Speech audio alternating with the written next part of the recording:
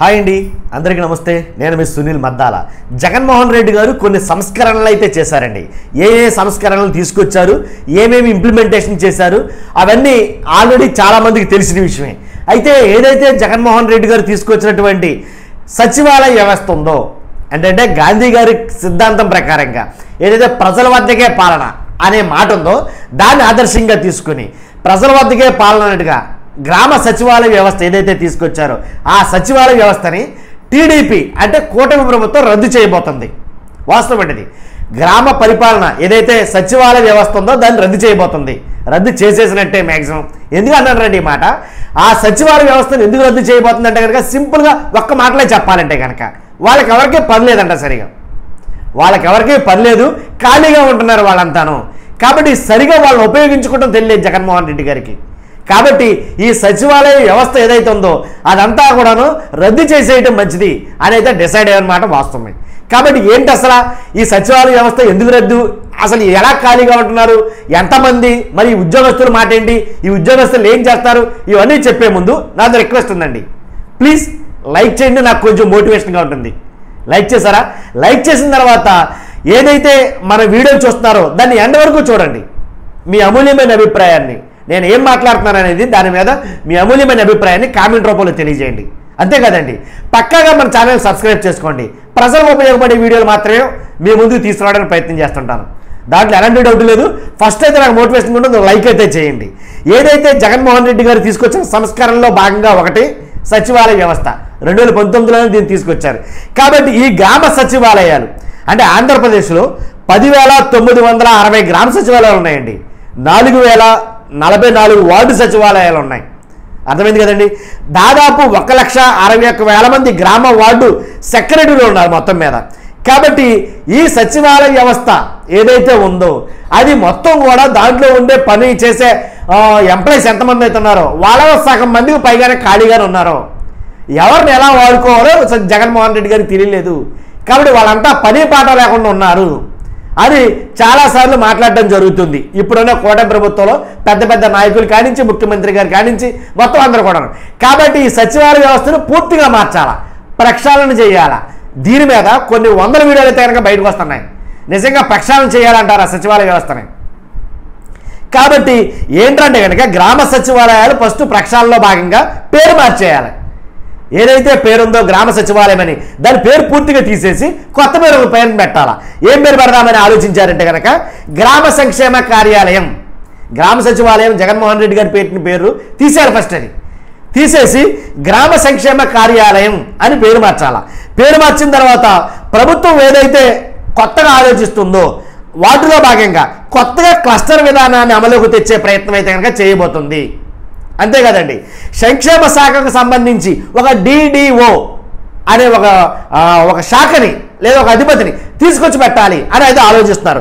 గ్రామాల్లో అయితే కనుక ఏఎన్ఎం, విఆర్ఓ, డిజిటల్ అసిస్టెంట్, సంక్షేమ కార్యదర్శి, ఇలాగా తర్వాత పట్టణ పరిధిలో వార్డుల్లో అయితే కనుక అడ్మిన్, శానిటరీ, విద్య, సంక్షేమం, సౌకర్యాలు, ఆరోగ్య, మహిళా సంరక్షణ ఇలాగ కార్యదర్శులు ఉండేలా చేయబోతుంది.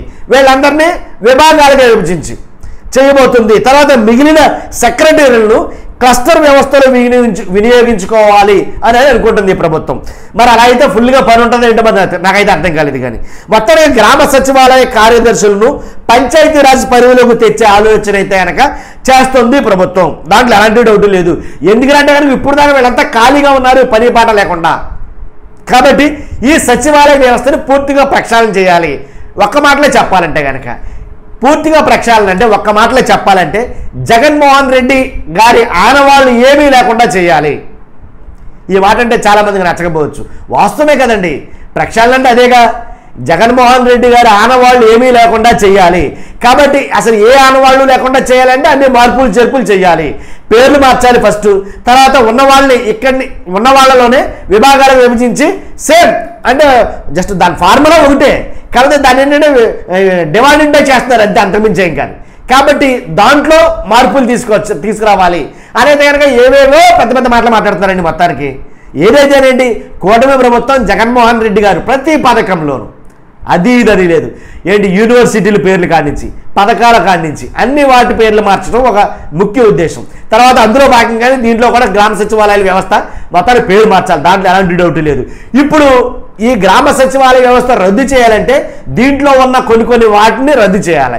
ముఖ్యంగా ఫస్ట్ ఏదైతే రిజిస్ట్రేషన్లు ఉన్నాయో, ఆల్రెడీ పొలాలు స్థలాలు రిజిస్ట్రేషన్ జరుగుతున్నాయో వాటికి సంబంధించిన రిజిస్ట్రేషన్లు అన్నీ కూడా నిలిపేయడం జరిగింది, ఆల్రెడీ ఆపేశారు. ఎందుకంటే రిజిస్ట్రేషన్ వ్యవస్థకి సచివాలయాలకి సంబంధం లేదు అని అయితే కనుక చెప్పారన్నమాట. వాస్తవంగా సచివాలయాలు ఉన్నప్పుడు ఏం జరిగింది, సర్టిఫికేట్ కానించి స్కూల్కి వెళ్ళే పిల్లలకు కావాల్సిన సర్టిఫికేట్లు కానించి ఎంఆర్ఓ సర్టిఫికేట్ కానించి ఎండిఓ సర్టిఫికేట్ కానించి ఏ సర్టిఫికేట్ అయినా సరే ఏ ఊరికి సంబంధించింది ఆ ఊరిలోనే ఒక సచివాలయ వ్యవస్థ.